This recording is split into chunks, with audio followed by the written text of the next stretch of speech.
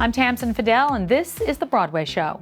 Mamma Mia, here we go again, the music of ABBA in one of the most popular Broadway shows of all time. It's back for a limited run.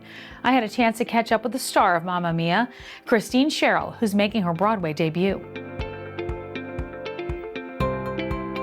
You have performed Mamma Mia thousands of times now, I guess, right? It is thousands, isn't it? Well, you were in Vegas for a long time. Yeah, I first started with the company in 2006 as Tanya on the second national tour. I did that for a year when my oldest children were about 6, 7 years old. Okay. From that, I left the company, and then a couple years later, it came back, and I did a residency in Vegas as Donna. And here we are. How does it feel to be in front of the Broadway audience? Does it feel different? I mean, you know the role now. You've performed it so many times. Yeah, and I try to take confidence in that, knowing that I know her and I know what I'm doing, so that I feel a responsibility, to tell this story and not let my nerves get in the way. So I've done a pretty good job of it.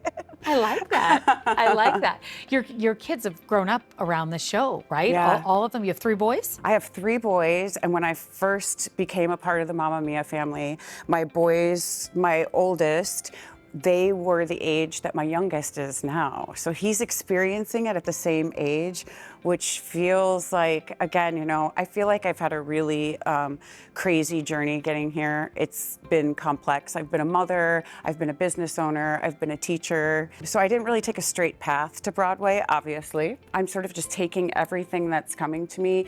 It definitely doesn't feel easy, but it definitely feels right. And I was teaching 5th grade. Wow. When I got a call to come in for this particular contract.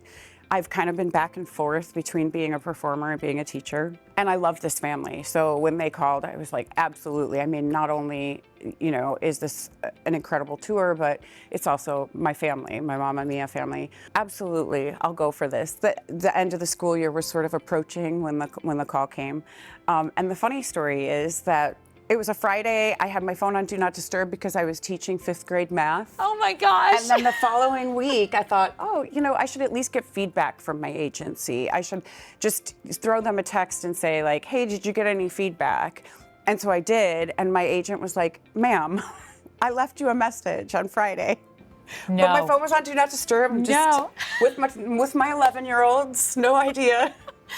That is my favorite story. So you were teaching 5th grade math. Yes. When you found out you landed the lead role in Mamma Mia. Yeah.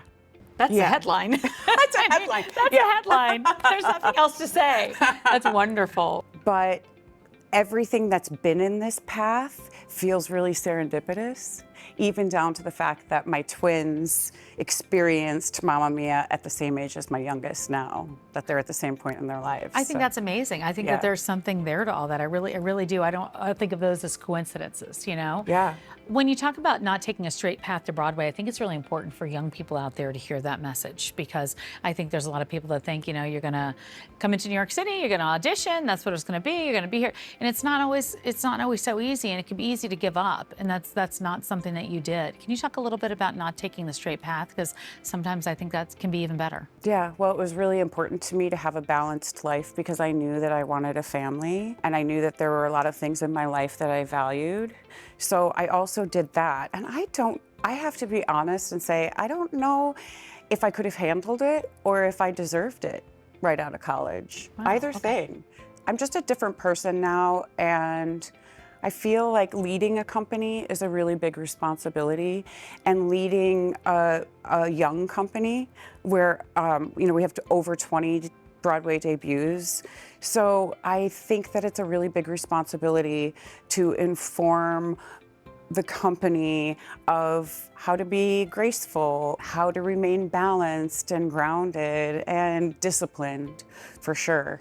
And I don't know if I had that when I was 20. Without getting emotional, I spent a large part of my life being a mother. And it's been really lovely to have these 3 boys and my husband all say, this is your turn. You did for us what we needed. We're good now, and it's your turn. It's time to take a walk with a Broadway star, so let's send it out to Charlie Cooper. Ashley. Yes. We're out here. We're back at your home. We're back home. Literally. We're back home at the Moulin Rouge. Can you believe it? I can't believe It's it, insane. but I can believe it I because can. are you kidding me? Like the showgirl, Oh my gosh. the No. like Satine. Hey, we love a showgirl moment. Listen, obviously this role entails being emotionally, physically, Yeah. all of the things prepared.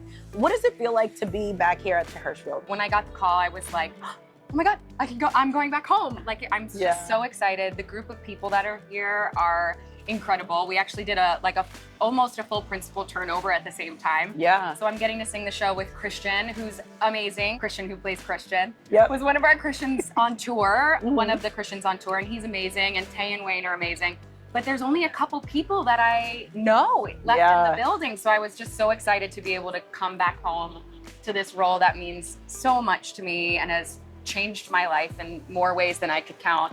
And meet all the new faces. The energy in the building is amazing. And just to celebrate the 6-year anniversary when I first started was incredible. Like a long running show. I love that. Our sparkling diamond. What kind of sparkle do you plan on bringing to like just the show this time around? I think the greatest sparkle is authenticity. Yes. And I think the second greatest sparkle is probably gratitude. Maybe that's the first one. I don't know.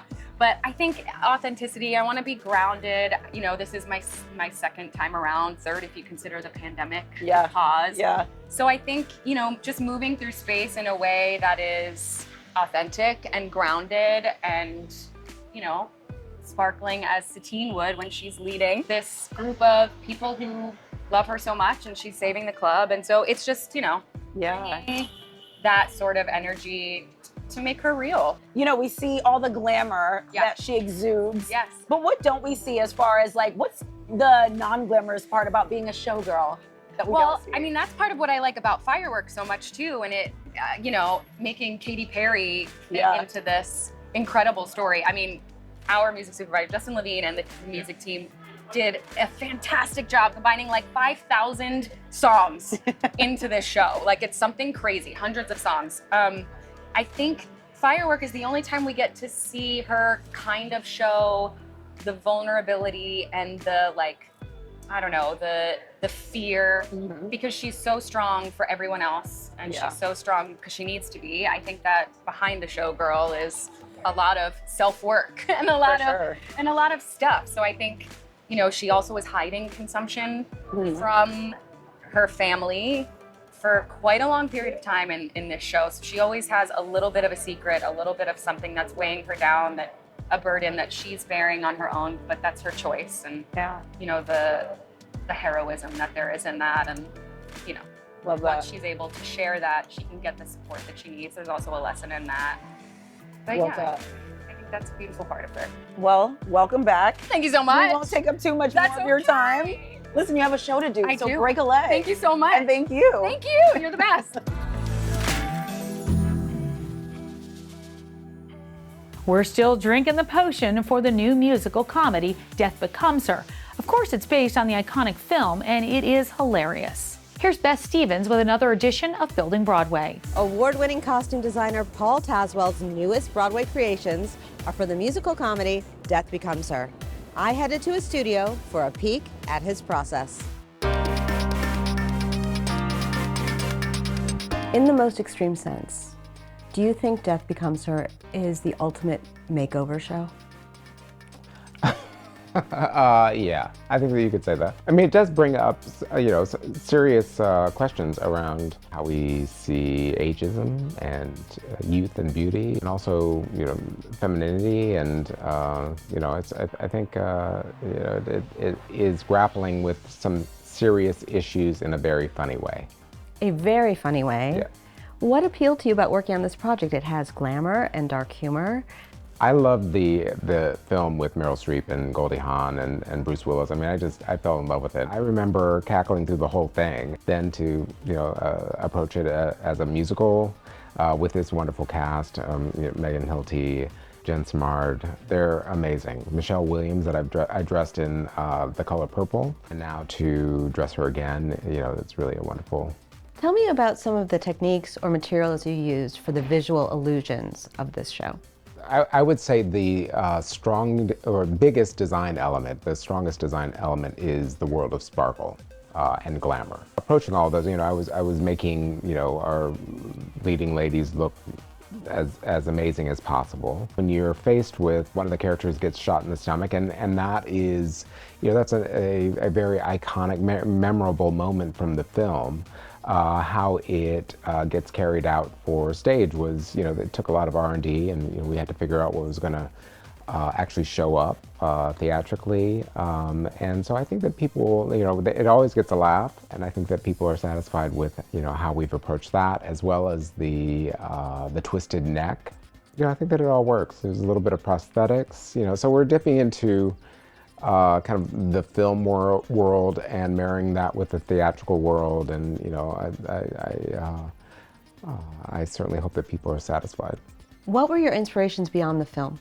Because you got to both show them as the stars as frumpy and mousy, and then really the ultimate divas. Early on, I made the decision that the color palette would be reflective of the potion that they drink. The fountain of youth. The fountain of youth, if you will, yeah. So the whole world of Viola, and even her name is, representative of this potion. Everyone that surrounds her within her castle, her community of Walking Dead, glamorous Walking Dead. And then anyone who is touched by Viola and her potion goes to that lavender or purple tone. It's rare that I have the opportunity to do something so uber glamorous. My work, has been so varied, but I've had a huge amount of fun designing this. Well, since this show deals so much with immortality, I wanted to ask you if there is a fashion trend that you think will never die, but should. I think sweatsuits and sweatpants on airplanes. I'm with you. Yeah. I'm with you.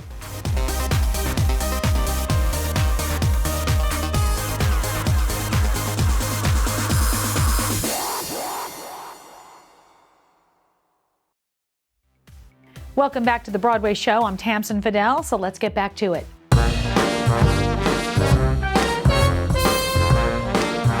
Tony winner Jonathan Groff is on Broadway playing the legendary Bobby Darin in the new musical, Just in Time. Let's send it out to Paul Wontorek. We're on the 9th floor of the Brill Building in this beautiful corner office. This is actually the office of John Gore, who is the chairman and CEO of John Gore Organization and owner of Broadway.com and the Broadway Show. This was once the office of Bobby Darin. Whoa. According to my sources, maybe 1963. I think he started TM Music, like a music company. Yes. And that's the year he got an Oscar nomination. Wow. Right? Yeah. So it was probably like a real height of his career moment, like overlooking Times Square. He's with Sandra Dee at that time. Yeah, I'm as sure well. she was in here. And we're just, a block from Circle and Square Theater. Wow. Where you're playing Bobby Darin every night. This is a real New Yorker, this guy. What's it like walking, the steps of a man like that? I know, it's interesting because Bobby Darin was this playboy crooner. Yeah. I'm, from Amish country, Pennsylvania. Like, in some ways, we couldn't be more opposite. And yet, from 7 years ago, when I started singing his music at the 92nd Street Y and this thing, I felt this kind of primal connection to him as a performer. And I think that what I connect to him most is this kind of passion and love for the audience and the need to perform. And then his music, I am fascinated. I mean, he came onto the scene with Splish Splash, which is kind of like a late 50s pop tune. And then he took a left turn and went kind of like Frank Sinatra and Sammy Davis were the decade before him. Yeah. So after getting that pop hit, he then went into standards with his album. But then many left turns. His career went down so many paths. Yes, and then it was by the time it was the late 60s, early 70s, he was into the whole folk scene. Yeah. And so I also really connected with his ambition of finding a connection to all of those different places musically. He really did it all. Some way, I don't know how, she'll bring life story is, wow, he died so young, 37. Yeah. It's very easy to look at the story in kind of sad terms. I don't know if that's what we're getting in your Broadway musical. What is it like digging into the story, and how do you look at his story? When we start the show at Circle in the Square, people are coming into a kind of immersive nightclub environment. When we start the show, I'm beginning as myself in 2025 with this audience right now in this theater. As we were developing the show, that felt like kind of the most essential way to start the piece because of his kind of superpower of being in the present moment. I think part of his ability as a performer to be so extremely present was because of kind of the most essential piece of his life story, which is he was born with a weak heart. Yeah. When he was 8 years old, he got rheumatic fever, had several bouts with that, and then overheard the doctor tell his mom he wouldn't make it past the age of 16.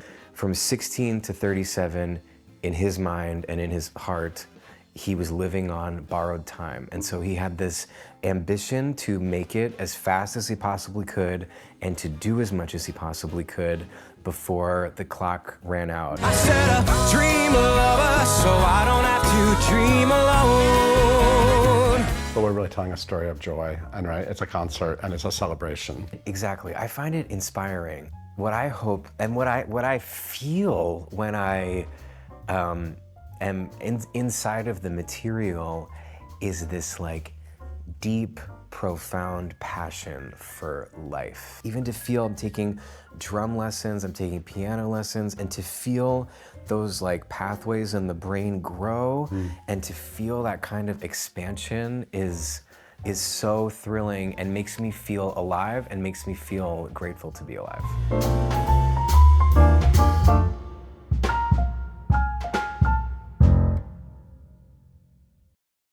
After all these years, Wicked is still as popular as ever, both on Broadway and on tour. Here's Perry Sook. So we are backstage of the Gershwin in the stage management office with the lady herself, Sel. This is crazy. The emotion, the energy. We're about to start a show. So tell me how you came to Wicked. So I graduated college, and my first gig, I would say, was to be an intern for Mary Beth, who is the production stage manager at Wicked.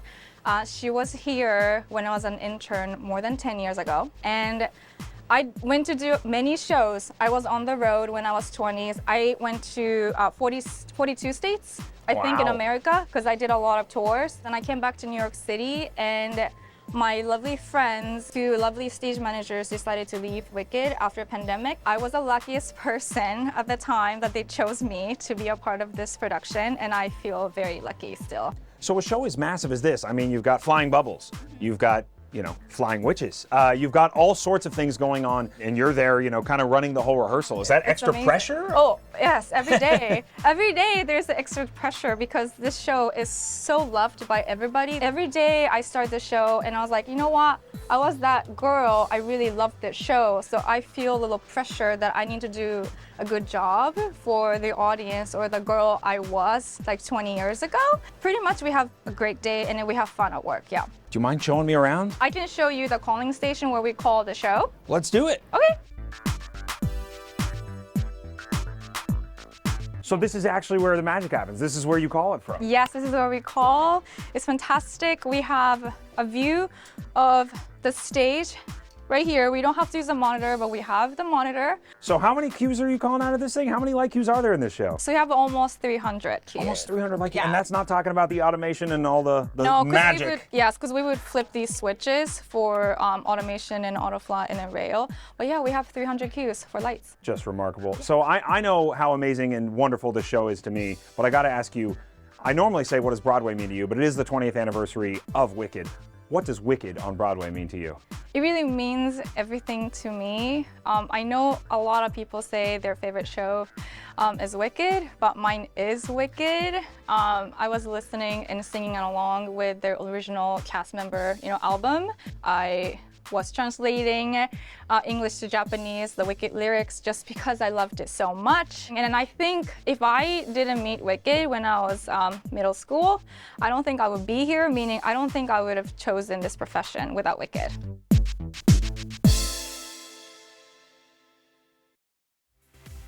And that's going to do it for us. But for tickets, or if you want to see some extended cuts of the interviews, you can head over to Broadway.com and be sure to check out The Broadway Show Uncut, wherever you get your podcasts. I'm Tamsen Fadal, and this is The Broadway Show.